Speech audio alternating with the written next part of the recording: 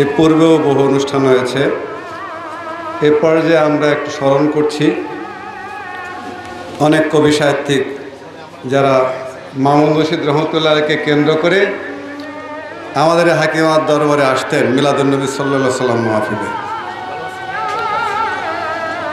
মামুন রশিদ রহমতুল্লাহ আলাইহির সংযোগে, সরাসরি সংযোগে, তার লেখনীর সংযোগে তারা আসতেন ভালোবেসে, তার সাথে তার প্রতি অনুরক্ত হয়ে। আহমেদ ছফা সাহেব আসতেন, তিনি প্রথিতযশা, অনেক জ্ঞানী, অনেক শক্তিশালী লেখক ছিলেন, মানবিক লেখকও ছিলেন। আহমেদ ছফা আসতেন। তারপরে রাহাত খান উপন্যাসিক ইত্তেফাকে ছিলেন, রাহাত খান সাহেব আসতেন। তারপরে আখতারুল আলম সাহেব আসতেন, ইত্তেফাকের সম্পাদক, ভারপ্রাপ্ত সম্পাদকের দায়িত্ব বহুদিন ছিল তার। আমাদের কবি আসাদ চৌধুরী সাহেব আসতেন এই সমাবেশে, এরকমই সমাবেশে একজন আসাদ চৌধুরী সাহেব আসতেন। এভাবে অনেক কবি সাহিত্যিকরা আসতেন, তারা পরকালবাসী হয়েছেন। তারপরে হুমায়ুন আহমেদ সাহেবের সাথেও এই মামুন রশিদ রহমতুল্লাহর সংযোগ হয়েছিল আবু সুফিয়ান ভাইয়ের মাধ্যমে। তারপরে কবি আল মাহমুদ, তার সাথেও দীর্ঘদিনের সম্পর্ক ছিল আমাদের মামুন রশিদ রহমতুল্লাহ আলাইহির। কবি আল মাহমুদ, শামসুর রহমান, সৈয়দ শামসুল হক, তার সাথেও একটা সংযোগ ছিল। তারপরে মোস্তফা জামান আব্বাসী, সেই আব্বাস উদ্দিনের বংশধর মোস্তফা জামান আব্বাসী, তিনিও আসতেন, আপনারা অনেকে দেখেছেন। যা হোক, এই সমস্ত ব্যক্তিত্ব যারা পরকালবাসী হয়েছেন তাদের জন্য দোয়া, এবং আরও অনেকে যারা আছেন অসুস্থ, আসতে পারেন না এখন, তাদের জন্য শুভকামনা। প্রিয় সমাবেশ, অনুষ্ঠানের এই পর্যায়ে বিশ্ব কলাকেন্দ্র, সেই সৈয়দ রেজাউর রহমান ভাইয়ের সেই কলাকেন্দ্র, বহুদিন ধরে এই কলাকেন্দ্র প্রতিষ্ঠিত। এই কলাকেন্দ্রকে কেন্দ্র করে তার যে কার্যক্রম বহুদিন ধরে পরিচালিত হয়ে আসছে, সেই কলাকেন্দ্রের থেকে আশিকুর রহমান তমাল, সংবাদ পাঠক চ্যানেল 24, এবং রাবেল আহমেদ, সহ সম্পাদক দৈনিক সকালের কাগজ, তারা কবিতা আবৃত্তি করবেন। আসসালামু আলাইকুম। ঈদে মিলাদুন্নবী উপলক্ষে বিশ্ব কলাকেন্দ্রের পক্ষ থেকে আমাদের এই আবৃত্তি। অনেকেরই জানা কবিতার দেশ আরব দেশ, আর এই দেশে আমাদের প্রিয় নবী, সর্বশেষ বাণীবাহক হজরত মুহাম্মদ মুস্তাফা সাল্লাল্লাহু আলাইহি সাল্লাম জন্মগ্রহণ করেছেন। তিনি কবি ছিলেন না, তবে তাওহীদি আকীদা বিশ্বাস ভিত্তিক সুন্দর ও সত্য যেসব কবিতায় ব্যক্ত হয়েছে, সুপথের প্রতি ভালোবাসা ছিল, মানুষের প্রতি ভালোবাসা, আর সৃষ্টির প্রতি ভালোবাসা ছিল মহানবী হজরত মুহাম্মদ সাল্লাল্লাহু আলাইহি সাল্লামের। ওকাজের মেলায় প্রতি বছর মুসলিম কবিদের আমন্ত্রণে একটি বড় কবিতার আসর হতো। সেই কবিতা আসরে কবিরা, মুসলিম কবিরা তাদের সেরা কবিতা নিয়ে হাজির হতেন, এবং সেখান থেকে সেরা কবিদের পুরস্কৃত করা হতো। মহানবী হজরত মুহাম্মদ সাল্লাল্লাহু আলাইহি সাল্লাম তিনি মুসলিম কবিদের উৎসাহিত করতেন এবং পুরস্কৃত করতেন। জীবন পথে চলতে গিয়ে অন্যের উৎকৃষ্ট কবিতার উদ্ধৃতি দিয়েছেন তিনি। যেমন হুনাইনের যুদ্ধের সময় তিনি বলেছিলেন, আনা নাবিউন লা কাযিব, আনা ইবনে আব্দুল মুত্তালিব, অর্থ আমি কিন্তু নবী, মিথ্যাবাদী নই, আমি আব্দুল মুত্তালিবের বংশধর হই। খন্দকের যুদ্ধে পরীক্ষা খননের সময় নবীজি সাল্লাল্লাহু আলাইহি সাল্লাম যে কবিতা আবৃত্তি করেছেন সেটা এমন: আল্লাহর নামে শুরু করি এই কাজ, যার উছিলায় পেলাম পথের দিশা, ইবাদত তার ছাড়িলে হবে অপমান লাজ, নামিয়া আসিবে দুর্ভোগ অনামিষা। প্রভু আমাদের কত যে মহামহিম, আমাদের ধর্ম কত উত্তম দিন। মদিনা মুনাওয়ারাতে মসজিদে নববী প্রতিষ্ঠা করার সময় নবীজি সাল্লাল্লাহু আলাইহি সাল্লাম কর্মরত সাহাবীদের কণ্ঠে কণ্ঠ মিলিয়ে এই পংক্তিগুলো আবৃত্তি করতেন।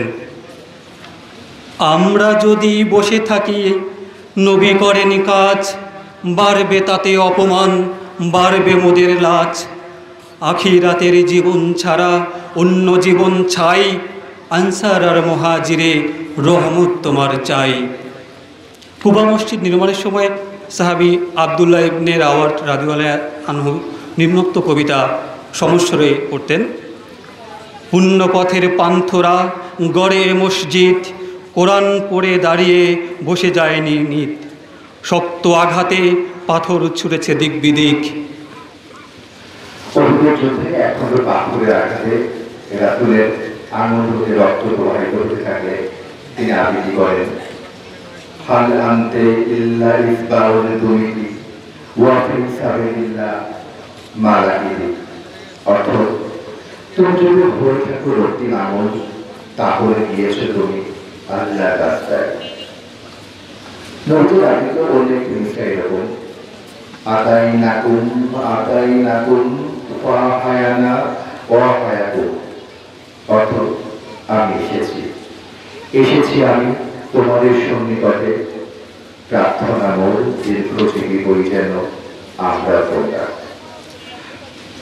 এমন অনেক উদাহরণ দেওয়া যায়। রাসূল সাল্লাল্লাহু আলাইহি ওয়াসাল্লাম শুধু কাব্যপ্রেমী ছিলেন না, তবে তিনি স্বভাবে এবং আচরণে কবিমনের অধিকারী ছিলেন। তিনি কবিতায় ভীষণ সমঝদার এবং প্রতিভাবান কবিদের তিনি উৎসাহিত পুরস্কৃত করতে দারুণ আগ্রহী ছিলেন। শুধু হযরত মুহাম্মদ সাল্লাল্লাহু আলাইহি ওয়াসাল্লাম কবিতা প্রেমী ছিলেন তা কিন্তু নয়, ইসলামের 4 খলিফা তারাও কিন্তু কবিতা প্রেমী ছিলেন। তারা যেমন কবিতা আবৃত্তি করতেন, আবার কবিতা লিখতেন। হযরত ওমর ফারুক রাদিয়াল্লাহু আনহু তারও কাব্যপ্রীতি ছিলেন। তিনি কিন্তু প্রথমে মুসলিম ছিলেন না।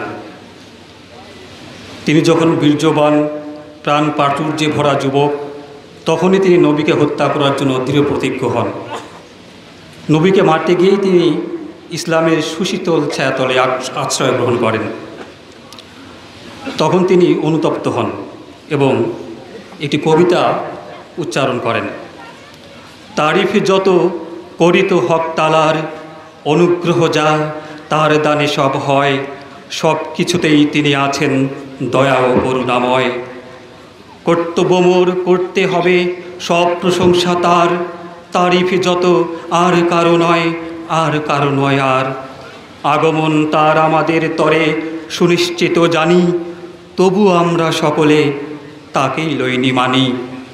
যদিও শাসত্য সত্য বেবাক কহিয়াছিলেন তিনি, জানা আছে তার সকল খবর সঠিক সর্বজিনী।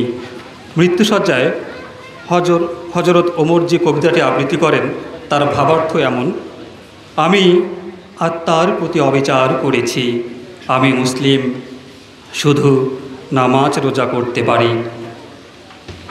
মদিনার হিজরতের সময় হযরত আবু বকর রাদিয়াল্লাহু আনহু মিসফারায় পাহাড়ের গোড়ায় আত্মগোপন করেছিলেন।